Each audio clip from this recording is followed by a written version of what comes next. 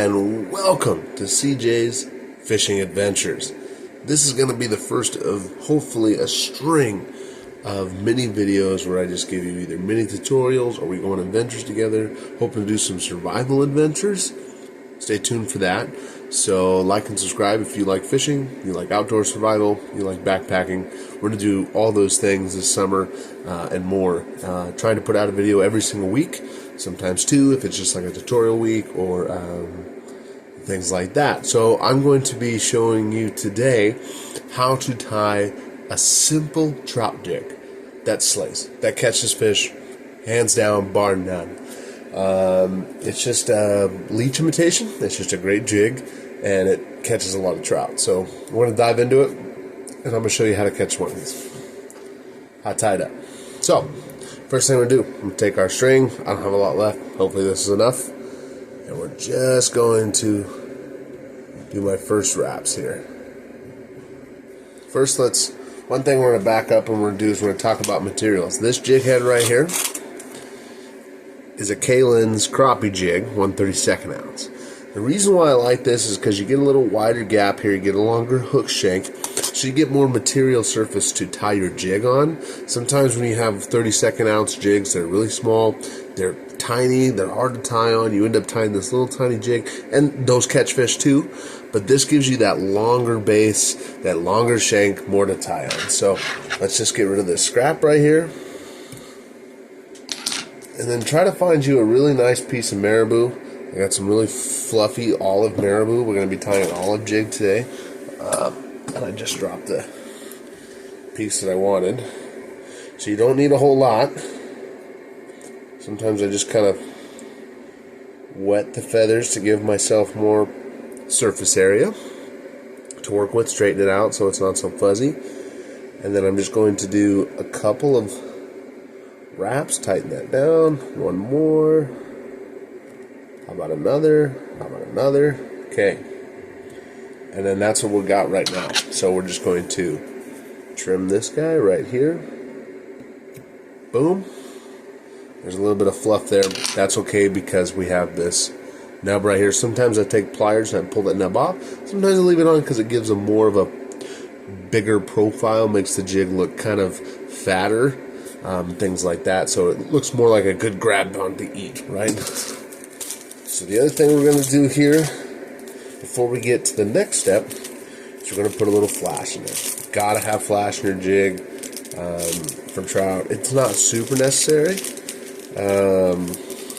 I have jigs that have no flash in them for more supernatural presentations. I like but I do like a little bit of flash, just to add a little bit more, sparkle, bugginess, trout reaction going on here. So just gonna trim a little bit here. Got a little bit here. I try to make it the same length as my marabou, and then I just wrap, and then you can lay this one side down. You can leave. So a lot of people cut that off. I just like to fold it over and give a little bit more of a sparkle in there, so you don't have to leave it. So then I'm just going to take this and I'm going to do a lot more wraps here. I'm running out of rope. Okay, so this is what we have so far. The next thing I'm going to do, this is one of my favorite things. Picked it up at Sportsman's Warehouse. Superfly has this super good selection. Now, I'm not sponsored by Superfly or anything, but this is just a really awesome selection of different colors all the way through the spectrum. Today we're just going to use the olive one to go with our olive jig pattern here.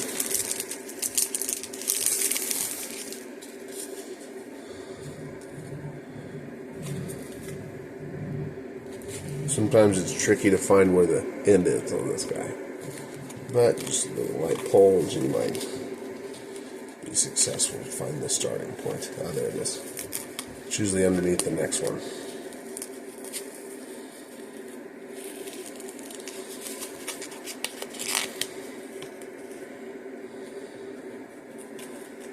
There we go.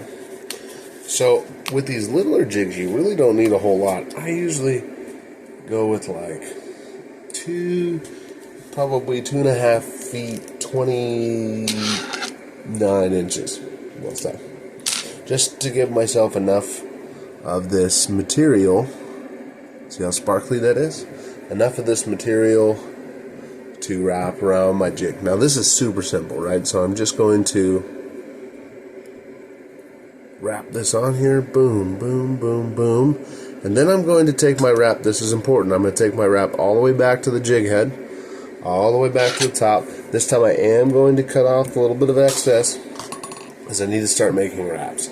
And so I usually start just back below my knot for this, and then keep coming around. It's gonna get confusing here, but you just keep coming around, and you just make sure you get a really nice, tight, solid wrap here.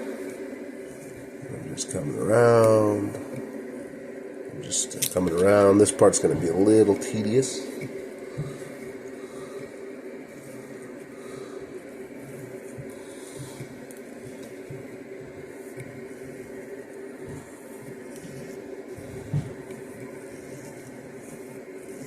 Now, one thing you'll notice, you'll say, CJ, but you made it all the way back to the end, and you still got a bunch left. What are you going to do? It's not very full, not very buggy.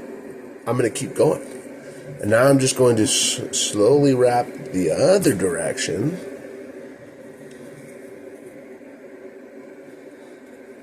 Try not to get tangled on everything in the vicinity, because that can get tedious too.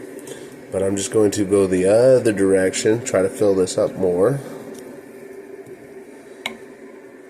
Keep coming. Now, I'm not an expert by any means. This is just I'm just a guy tying jigs. I wouldn't say that I'm an expert jig tyer. I used to tie jigs with my dad.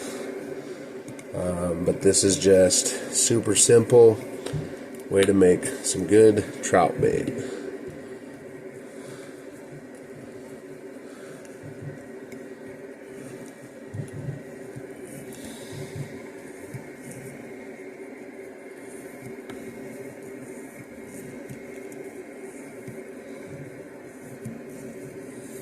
Alright, I'm to the end.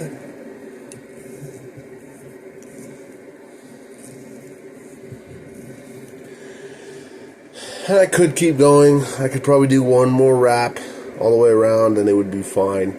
The one thing about this jig I'm not super fond of is that it doesn't have a big tail. I think I'm going to... So we're just going to come here. I'm going to come here. Here.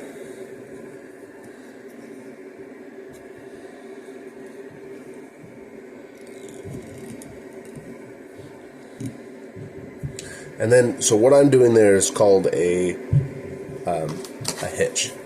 And so I'm just going to put a double hitch in it, cross hitch, or whatever you want to call it. But I'm just taking this thread, I'm wrapping it around my fingers, and I'm twisting. So I create, you can see where that X is. I create that X. I drop it right next to the jig head, and then I cinch it tight. You don't even need super glue. You could put a dab of super glue or head cement or those kind of things. I don't. And then I'm just going to take this and trim it right next to my jig head, and there you have it. You have a perfectly tied trout jig in a short amount of time. I mean, we've only been at this maybe 9 minutes, and a lot of that was just me talking. You could probably tie this in under 2. You're going really quickly. I've put out a lot in an hour. I mean, they're just super simple, really easy to tie, and they do catch fish. Hopefully in the next couple of days, going to be posting a video of me catching fish on this jig right here. So stay tuned for that. So hoping to put out some content, hoping to reach a wide variety of people. We're going to do outdoor cooking, outdoor foraging, outdoor survival, fishing, all those things. So let me know in the comments what you're interested in seeing. If there's videos in the Pacific Northwest you want to see. But this is now CJ's Fishing Adventures, and we are going to go on adventures.